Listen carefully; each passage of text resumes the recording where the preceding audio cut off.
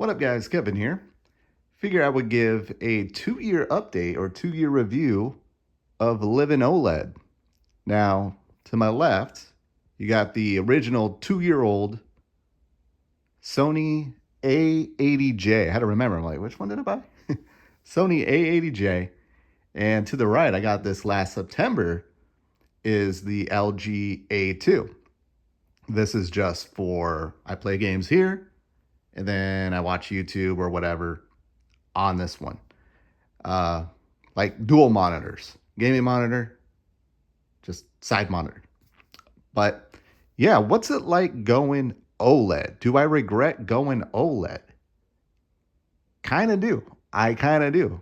Only because I can't go back. Just look how beautiful this looks. Look how bright it is. This gets super bright. Now, my main focus here is going to be the A80J. Just let you know that I had to go OLED again. There to the right. But um, yeah, the Sony A80J, I love it. I remember I unboxed it, I turned it on, and I went, yep.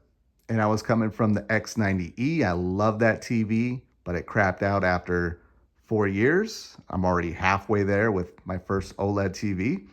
And if you remember, it was an experience. I bought a couple OLED TVs before, and they just looked a little bit more dull, just a little bit not exciting. And I'm like, no, I'll stick with, full array local dimming televisions that get way brighter. And that seems to be, I haven't paid too much attention to the TV world, the TV YouTubers, like I did when I was shopping for TVs, but it seems like um, the mini LED is taking over. No, I still think it's OLED, right? It's still OLED. But mini LED, I feel like I'm hearing a lot more from that world. But yeah, OLED, you just can't beat those punchy dark blacks. That's that doesn't sound right. Punchy blacks, non-punchy blacks. They're blacks. They're dark. Um, but yeah, and especially if your TV gets bright enough, like the A80J here, yeah, you'll see why. It did take, maybe like a week or two to fully appreciate OLED, just because it doesn't get as bright as a non-OLED TV. But yeah, when the blacks are super black, just any little bit of light will contrast very well against it. And it just pops. It looks so good. Doesn't look blown out. Um, I'm not fiddling with the brightness, though I could, but I still haven't touched the settings on this. I remember I unboxed it. I went, yeah, that looks good. Yeah, I'll mess with the settings later. Dial it in a little bit. I still haven't done that. But yeah, gaming on it though, the A80J, I will say maybe not the best gaming TV. Um, but my personal preference is I like it. It does make it a little bit more warmer color temperature, and the blacks are a little bit raised, but it still looks really good. Um, I think for gaming, you may would want to go with an LG over a Sony. I don't know about the newer Sonys these days, but I do feel like they're still a little bit more expensive. But for me personally, I just love Sony TVs. I am a Sony pony when it comes to televisions, just something about their look, their processing.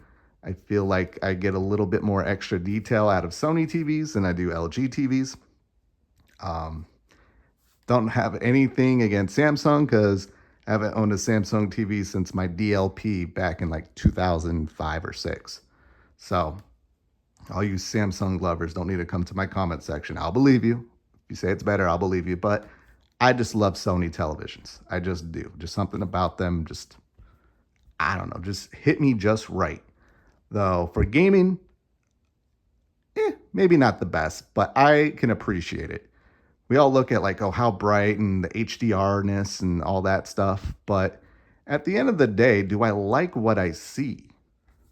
Like, I don't need everything to be bright and punchy.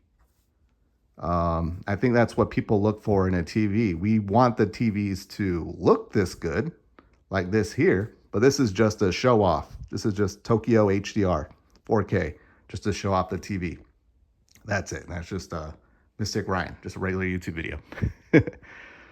Burnin, haven't had any burn-in.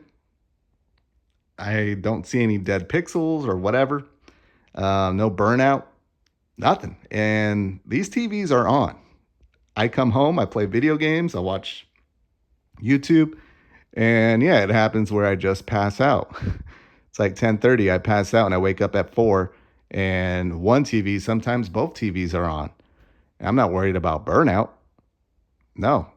And I use this TV sometimes for PC. I have my PC in the other room, but I use it for PC and I'll leave it on just the desktop with those icons just burning in, but still no issue.